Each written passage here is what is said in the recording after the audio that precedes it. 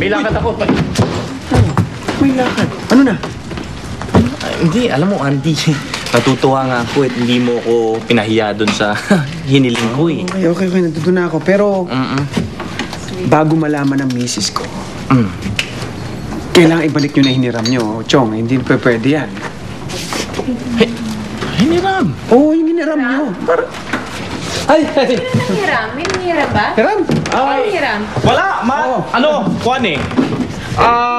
Nanghiram ako ng sapatos kay Andy. Tama, Sapatos ka mo? Oo. Eh, ang laki-laki ng paa niyan si Andy kahit nga sa sarili niyang height eh. Nilalagyan ko ng maraming medyas, mga 4 hanggang 5. Nandun pa 10 minsan eh. Sarap! Masarap din pala sa paa, medyo maluwag. Hindi Walang namamatay kilala ako ko may ganun ah. Walang nanghiram talaga. Yun lang. Oo, yun. Oo. Ay. Balik nyo na yun. Hindi pwede yung ganun. Isang araw na lang siguro. Ba? Kasi importante hindi niya malaman.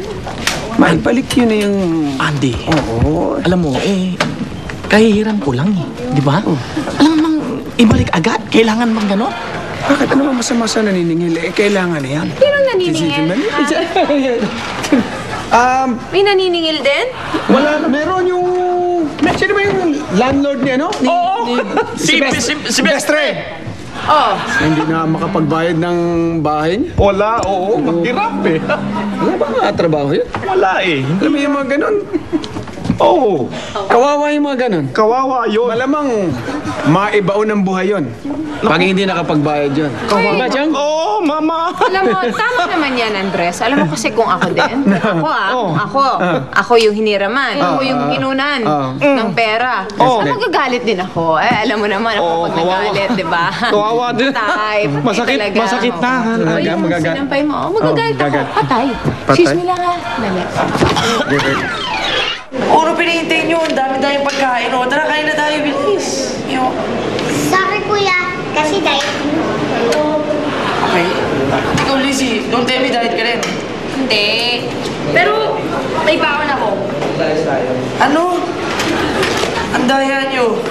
Treat ko pa naman to, tas ayaw nyo naman kainin. Sorry, kuya. Kasi sabi po ni Lola, ano daw, mahal na daw po yung gasto sa mga pagkain. Kaya, iwas na po pera, ha? Teka.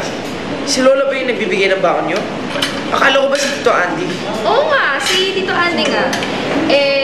Si Tita Mat na kasi yung nabubudget sa kanila. Mag-asawa na kasi sila. Ganun ba yun?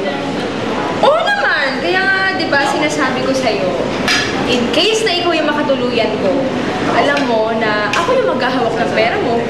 Diba, Jack? Oh. Kung ayaw nyo naman to kainin, babalot ko na lang.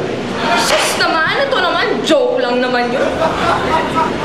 Kakain na nga. O, tara, kain na. Ito, kumakain na nga bigla.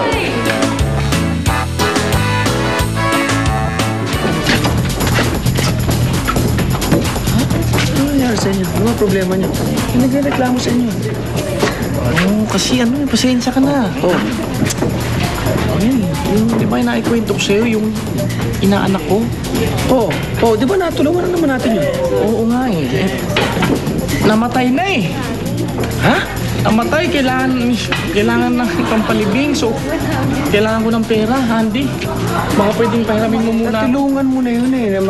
Nawala na siya, hindi naman natin kagustuhan. Bakit ikaw pa magpapalibing nun? Hindi naman. Ano ka ba?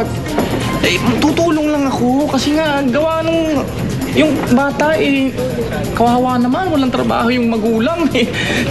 Kahit mga buloy lang, kahit 2,000 lang, Andy. Sige na, pahiramin mo na ako.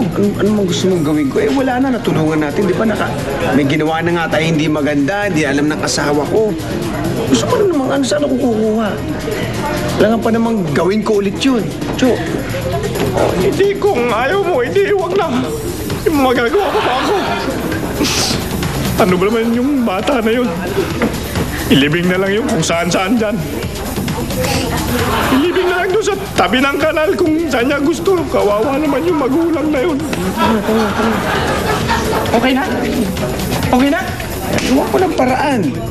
Oo, natin gawin. What